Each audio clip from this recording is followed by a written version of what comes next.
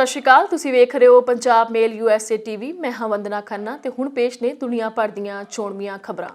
ਅਮਰੀਕੀ ਰਾਸ਼ਟਰਪਤੀ ਚੋਣਾਂ ਨੂੰ ਲੈ ਕੇ ਹੋਏ ਇੱਕ ਸਰਵੇ ਦਾ ਖੁਲਾਸਾ। ਮਿਸ਼ੀਗਨ ਤੇ ਨੇਵਾਦਾ 'ਚ ਟਰੰਪ ਨਾਲੋਂ ਅੱਗੇ ਚੱਲ ਰਹੇ ਨੇ ਜੋ ਬਾਈਡਨ। ਕਮਲਾ ਹੈਰਿਸ ਨੂੰ ਡਿਪਟੀ ਚੁਣਨ ਤੋਂ ਬਾਅਦ ਡੈਮੋਕ੍ਰੇਟ ਉਮੀਦਵਾਰ ਜੋ ਬਾਈਡਨ ਦੇ ਲਈ ਸਮਰਥਨ ਤੇ ਫੰਡਿੰਗ 'ਚ ਉਛਾਲ। ਸਰਵੇ ਮੁਤਾਬਕ ਭਾਰਤੀਆਂ ਵੱਲੋਂ ਭਾਰੀ ਸਮਰਥਨ। ਅਮਰੀਕਾ 'ਚ ਟਰੰਪ ਹਟਾਓ ਅਮਰੀਕਾ ਬਚਾਓ ਦੇ ਲੱਗੇ ਨਾਰੇ।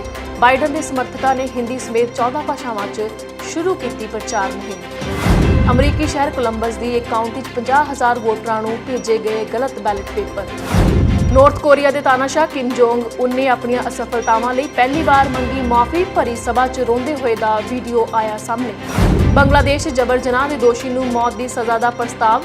ਕੈਬਨਿਟ ਵੱਲੋਂ ਪਾਸ ਹੋ ਜਲਦ ਬਣੇਗਾ ਕਾਨੂੰਨ। ਤੇ ਹੁਣ ਖਬਰਾਂ ਵਿਸਤਾਰ ਦੇ ਨਾਲ। ਅਮਰੀਕਾ 'ਚ ਨਵੰਬਰ ਨੂੰ ਹੋਣ ਜਾ ਰਹੀਆਂ ਰਾਸ਼ਟਰਪਤੀ ਚੋਣਾਂ ਬਾਰੇ ਹੋਏ ਇੱਕ ਇਲੈਕਸ਼ਨ ਸਰਵੇ ਮੁਤਾਬਕ ਡੈਮੋਕ੍ਰੈਟਿਕ ਪਾਰਟੀ ਦੇ ਰਾਸ਼ਟਰਪਤੀ ਅਹੁਦੇ ਦੇ ਉਮੀਦਵਾਰ ਜੋ ਬਾਈਡਨ ਮਿਸ਼ੀਗਨ ਤੇ ਨੇਵਾਦਾ 'ਚ ਡੋਨਲਡ ਟਰੰਪ ਤੋਂ 6% ਵੋਟਾਂ ਨਾਲ ਅੱਗੇ ਚੱਲ ਰਹੇ ਨੇ।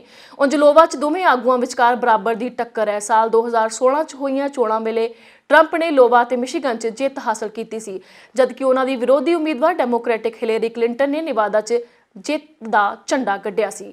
CBS ਨਿਊਜ਼ ਯੂਗੋਵ ਵੱਲੋਂ ਚੋਣ ਸਰਵੇਖਣ ਦੇ ਅੰਕੜੇ ਜਾਰੀ ਕੀਤੇ ਗਏ, ਜਿਸ 'ਚ ਕਿਹਾ ਗਿਆ ਕਿ ਮਿਸ਼ੀਗਨ ਅਤੇ ਨੇਵਾਦਾ 'ਚ ਬਾਈਡਨ 52% ਵੋਟਾਂ ਲੈ ਕੇ 6% ਵੋਟਾਂ ਨਾਲ ਟਰੰਪ ਤੋਂ ਅੱਗੇ ਚੱਲ ਰਹੇ ਨੇ।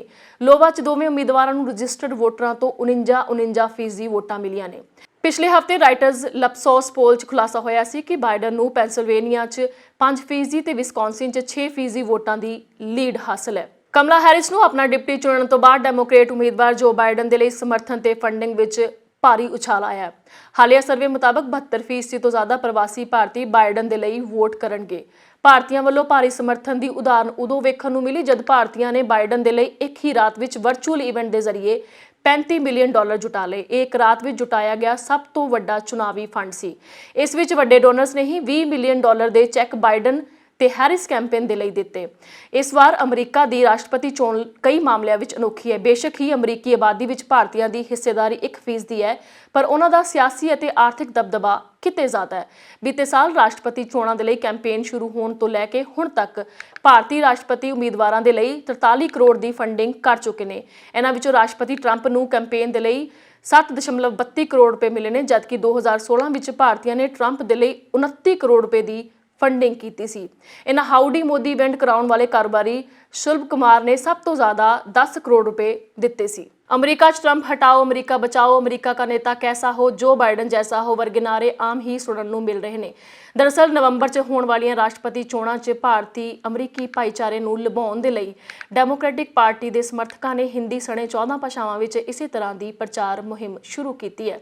ਸਿਲੀਕਨ ਵੈਲੀ ਸਥਿਤ ਇੱਕ ਭਾਰਤੀ ਅਮਰੀਕੀ ਜੋੜੇ ਨੇ ਹਿੰਦੀ ਵਿੱਚ ਇੱਕ ਡਿਜੀਟਲ ਗ੍ਰਾਫਿਕਸ ਮੁਹਿੰਮ ਸ਼ੁਰੂ ਕੀਤੀ ਹੈ, ਜਿਸ 'ਚ ਭਾਈਚਾਰੇ ਦੇ ਮੈਂਬਰਾਂ ਨੂੰ ਡੈਮੋਕ੍ਰੈਟਿਕ ਪਾਰਟੀ ਵੱਲੋਂ ਰਾਸ਼ਟਰਪਤੀ ਅਹੁਦੇ ਦੇ ਉਮੀਦਵਾਰ ਜੋ ਬਾਈਡਨ ਤੇ ਉਪ ਰਾਸ਼ਟਰਪਤੀ ਅਹੁਦੇ ਲਈ ਨਾਮਜ਼ਦ ਕਮਲਾ ਹੈਰਿਸ ਨੂੰ ਸਮਰਥਨ ਦੇਣ ਦੀ ਬੇਨਤੀ ਕੀਤੀ ਗਈ ਹੈ।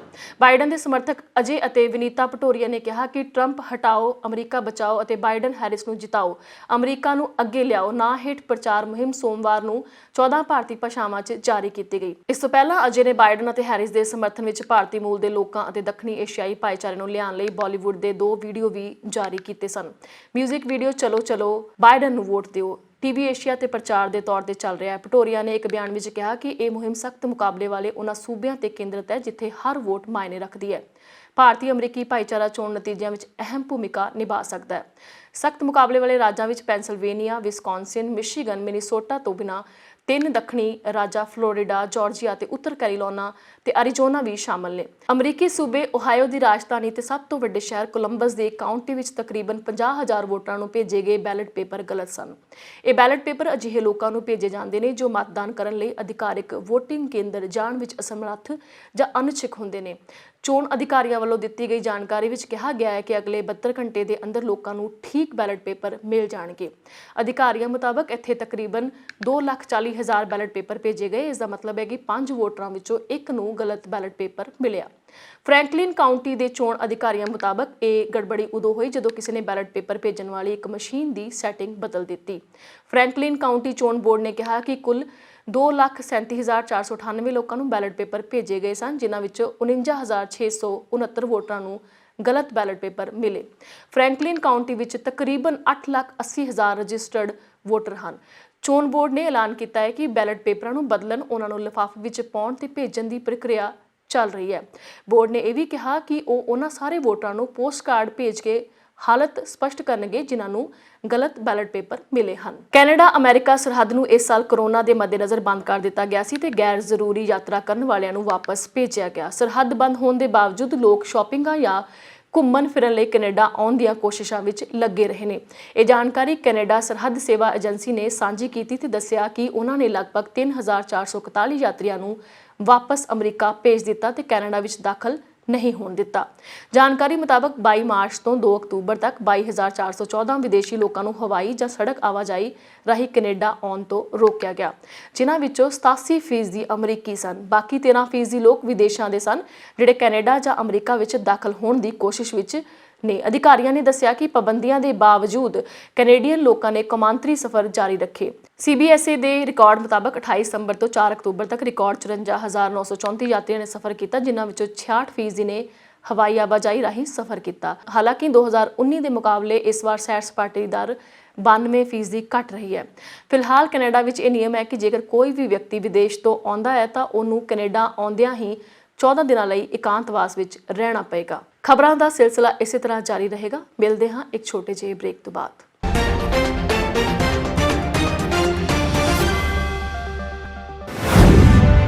ਦੁਨੀਆ ਨੂੰ ਜਾਣੋ ਪੰਜਾਬ ਮੇਲ USA ਚੈਨਲ ਦੇ ਨਾਲ।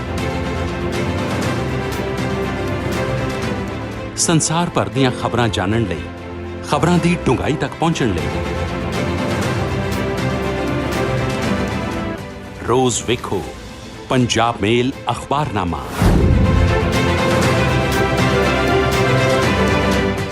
ਸਿਰਫ ਪੰਜਾਬ ਮੇਲ USA ਚੈਨਲ ਤੇ।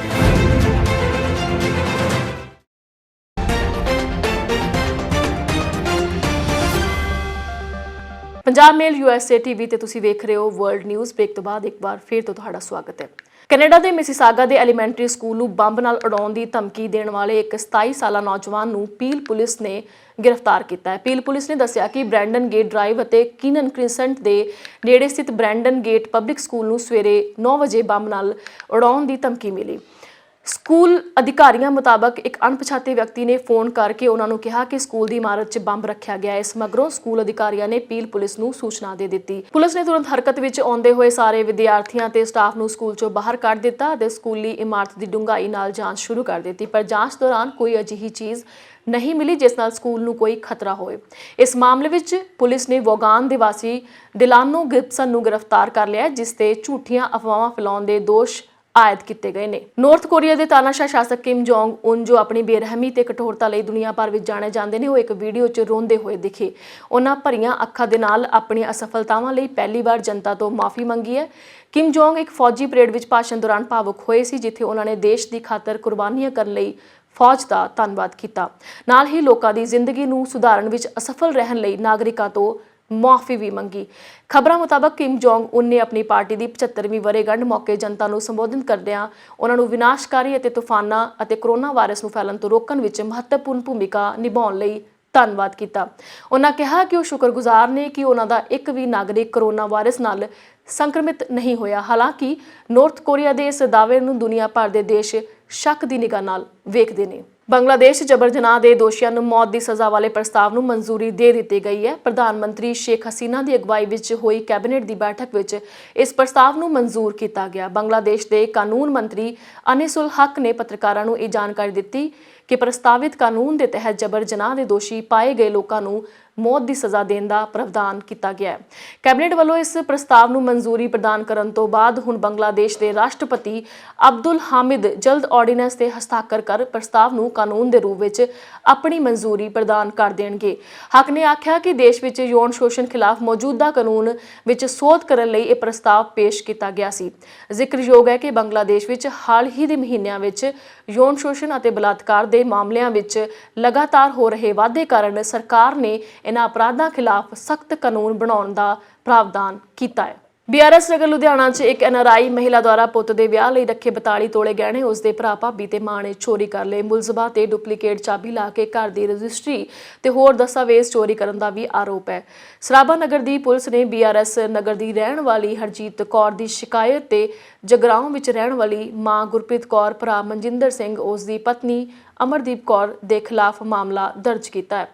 ASI ਬਲਕੀਤ ਸਿੰਘ ਨੇ ਦੱਸਿਆ ਕਿ ਸ਼ਿਕਾਇਤਕਰਤਾ ਔਰਤ ਪਿਛਲੇ ਕਈ ਸਾਲ ਤੋਂ ਆਪਣੇ ਪਤੀ ਜਗਮੋਹਨ ਸਿੰਘ ਅਤੇ ਪੁੱਤਰ ਦੇ ਨਾਲ ਅਮਰੀਕਾ ਰਹਿ ਰਹੀ ਹੈ, ਜਦਕਿ ਉਹਨਾਂ ਦਾ ਇੱਕ ਘਰ BRS ਨਗਰ ਵਿੱਚ ਵੀ ਹੈ। ਉਹ ਸਾਲ ਵਿੱਚ 2 ਵਾਰ ਭਾਰਤ ਆਉਂਦੀ ਹੈ। ਅਮਰੀਕਾ ਜਾਣ ਤੋਂ ਬਾਅਦ ਘਰ ਦੀ ਦੇਖਰੇਖ ਮਨਜਿੰਦਰ ਕਰਦਾ ਸੀ। ਸ਼ਿਕਾਇਤਕਰਤਾ ਨੇ ਦੱਸਿਆ ਕਿ ਉਹ ਦਸੰਬਰ 2019 ਵਿੱਚ ਆਈ ਸੀ ਤੇ 1 ਮਹੀਨੇ ਬਾਅਦ ਘਰ ਦੀਆਂ ਚਾਬੀਆਂ ਮਨਜਿੰਦਰ ਨੂੰ ਦੇ ਕੇ ਚਲੀ ਗਈ। ਸ਼ਿਕਾਇਤਕਰਤਾ ਆਪਣੇ ਪਤੀ ਦੇ ਨਾਲ 3 ਅਕਤੂਬਰ ਨੂੰ ਵਾਪਸ ਆਈ। ਜਦ ਘਰ ਪੁੱਜੀ ਤਾਂ ਅਲਮਾਰੀ ਚੈੱਕ ਕੀਤੀ, ਜਿਸ ਤੋਂ ਬਾਅਦ ਵਾਰਦਾਤ ਦਾ ਪਤਾ ਚੱਲਿਆ। ਹਰਜੀਤ ਕੌਰ ਨੇ ਦੱਸਿਆ ਕਿ ਜਨਵਰੀ 2021 ਵਿੱਚ ਉਸ ਦੇ ਪੁੱਤਰ ਦਾ ਵਿਆਹ ਹੈ, ਜਿਸ ਦੇ ਚਲਦਿਆਂ ਉਹ ਆਖਰੀ ਵਾਰ ਇੰਡੀਆ ਆਈ ਤਾਂ ਗਹਿਣੇ ਬਣਵਾ ਕੇ ਰੱਖ ਕੇ ਚਲੀ ਗਈ ਸੀ। ਉਹ ਅਕਤੂਬਰ ਵਿੱਚ ਜਦੋਂ ਵਾਪਸ ਆਈ ਤਾਂ ਗਹਿਣੇ ਗਾਇਬ ਸੀ। ਬਿਨਾਂ ਕਿਸੇ ਸਵਾਰਥ ਆਪਣੇ ਕੋਲੋਂ ਪੈਸੇ ਖਰਚ ਕੇ ਵੱਡੇ ਮਿਸਾਲੀ ਸੇਵਾ ਕਾਰਜ ਨਿਭਾਉਣ ਵਾਲੇ ਦੁਬਈ ਦੇ ਉੱਘੇ ਕਾਰੋਬਾਰੀ ਤੇ ਸਰਬੱਤ ਦਾ ਭਲਾ ਚੈਰੀਟੇਬਲ ਟਰਸਟ ਦੇ ਬਾਣੀ ਡਾਕਟਰ SP ਸਿੰਘ ਉਬਰਾਏ, ਜੋ ਕਿ ਪਿਛਲੇ ਦਿਨੀ ਕਰੋਨਾ ਦੀ ਲਪੇਟ 'ਚ ਆਉਣ ਕਾਰਨ PGI ਚੰਡੀਗੜ੍ਹ ਵਿੱਚ ਜ਼ੇਰੇ ਇਲਾਜ ਸਨ, ਅੱਜ ਉਹ ਕਰੋਨਾ ਰਿਪੋਰਟ ਨੈਗੇਟਿਵ ਆਉਣ ਤੇ ਹਸਪਤਾਲ ਤੋਂ ਛੁੱਟੀ ਮਿਲਣ ਤੋਂ ਉਪਰੰਤ ਆਪਣੇ ਘਰ ਪਰਤ ਆਏ ਨੇ। ਇਸ ਸੰਬੰਧੀ ਜਾਣਕਾਰੀ ਸਾਂਝੀ ਕਰਦਿਆਂ ਟਰਸਟ ਦੇ ਬੁਲਾਰੇ ਨੇ ਦੱਸਿਆ ਕਿ ਦੇਸ਼ 'ਚ ਕਰੋਨਾ ਸੰਕਟ ਦੇ ਸ਼ੁਰੂ ਹੁੰਦਿਆਂ ਹੀ ਡਾਕਟਰ SP ਸਿੰਘ ਉਬਰਾਏ ਵੱਲੋਂ ਆਪਣੇ ਦੁਬਈ ਵਿਚਲੇ ਸਾਰੇ ਕੰਮਕਾਰ ਛੱਡ ਅਤੇ ਆਪਣੀ ਸਿਹਤ ਦੀ ਪਰਵਾਹ ਨਾ ਕਰਦਿਆਂ ਆਪਣੀ ਜੇਬ 'ਚੋਂ ਕਰੀਬ 30 ਕਰੋੜ ਰੁਪਏ ਖਰਚ ਕੇ ਪੰਜਾਬ ਅੰਦਰ ਇਸ ਮਹਾਮਾਰੀ ਦੌਰਾਨ ਰੁਜ਼ਗਾਰਹੀਣ ਹੋਏ 2 ਲੱਖ ਤੋਂ ਵਧੇਰੇ ਲੋਕਾਂ ਨੂੰ ਇੱਕ ਮਹੀਨੇ ਦਾ ਸੁੱਕਾ ਰਾਸ਼ਨ ਵੰਡਣ, ਪੰਜਾਬ ਦੇ ਸਾਰੇ ਹੀ ਸਰਕਾਰੀ ਮੈਡੀਕਲ ਕਾਲਜਾਂ, ਹਸਪਤਾਲਾਂ, ਹਵਾਈ ਅੱਡਿਆਂ, BSF ਤੋਂ ਇਲਾਵਾ ਸਮੁੱਚੇ ਜ਼ਿਲ੍ਹਿਆਂ ਦੇ ਸਿਵਲ ਸਿਹਤ ਤੇ ਪੁਲਿਸ ਪ੍ਰਸ਼ਾਸਨ ਨੂੰ ਵੱਡੀ ਮਾਤਰਾ 'ਚ ਵੈਂਟੀਲੇਟਰ, ਐਂਬੂਲੈਂਸ ਗੱਡੀਆਂ, PPE ਕਿੱਟਾਂ, surgical mask, sanitizer, infrared thermometer ਤੇ ਨਾਲ ਹੀ ਅੰਤਿਮ ਯਾਤਰਾ ਗੱਡੀਆਂ ਵੰਡਣ ਦੀ ਵੱਡੀ ਸੇਵਾ ਨਿਭਾ ਕੇ ਪੂਰੀ ਦੁਨੀਆ ਅੰਦਰ ਇੱਕ ਨਿਵੇਕਲੀ ਮਿਸਾਲ ਪੇਸ਼ ਕੀਤੀ ਹੈ। ਉਹਨਾਂ ਦੱਸਿਆ ਇਹਨਾਂ ਸੇਵਾ ਕਾਰਜਾਂ ਦੌਰਾਨ ਹੀ ਪਿਛਲੇ ਦਿਨੀ ਡਾਕਟਰ ਉਬਰਾਏ ਕਰੋਨਾ ਦੀ ਲਪੇਟ 'ਚ ਆ ਗਏ ਸਨ ਅਤੇ ਉਹਨਾਂ ਨੂੰ PGI ਚੰਡੀਗੜ੍ਹ ਵਿੱਚ ਭਰਤੀ ਕਰਾਉਣਾ ਪਿਆ ਸੀ। ਕਰੋਨਾ ਰਿਪੋਰਟ ਨੈਗੇਟਿਵ ਆਉਣ ਉਪਰੰਤ ਅੱਜ ਡਾਕਟਰ ਉਬਰਾਏ ਹਸਪਤਾਲ ਤੋਂ ਆਪਣੇ ਘਰ ਪਰਤ ਆਏ ਨੇ। ਡਾਕਟਰ ਉਬਰਾਏ ਵੱਲੋਂ ਉਹਨਾਂ ਦੀ ਤੰਦਰੁਸਤੀ ਲਈ ਦੇਸ਼ ਵਿਦੇਸ਼ ਤੋਂ ਅਰਦਾਸ ਬੇਨਤੀਆਂ ਕਰਨ ਵਾਲੇ ਸਾਰੇ ਹੀ ਸੁਨੇਹੀ ਸੱਜਣਾ ਦਾ ਧੰਨਵਾਦ ਕੀਤਾ ਗਿਆ। ਜ਼ਿਕਰਯੋਗ ਹੈ ਕਿ ਪੂਰੀ ਦੁਨੀਆ ਅੰਦਰ ਲੋੜਵੰਦਾਂ ਦੇ ਮਸੀਹਾ ਵਜੋਂ ਜਾਣੇ ਜਾਂਦੇ ਡਾਕਟਰ SP ਸਿੰਘ ਉਬਰਾਏ ਦੀ ਸਿਹਤਯਾਬੀ ਅਤੇ ਚੜ੍ਹਦੀ ਕਲਾ ਲਈ ਦੇਸ਼ ਵਿਦੇਸ਼ 'ਚ ਬੈਠੇ ਲੋਕਾਂ ਵੱਲੋਂ ਵੱਡੇ ਪੱਧਰ ਤੇ ਲਗਾਤਾਰ ਅਰਦਾਸ ਬੇਨਤੀਆਂ ਕੀਤੀਆਂ ਜਾ ਰਹੀਆਂ ਸਨ। ਇਹ ਸੀ ਅੱਜ ਦੀਆਂ ਖਾਸ ਖਬਰਾਂ। ਵੇਖਦੇ ਰਹੋ ਪੰਜਾਬ ਮੇਲ USA TV।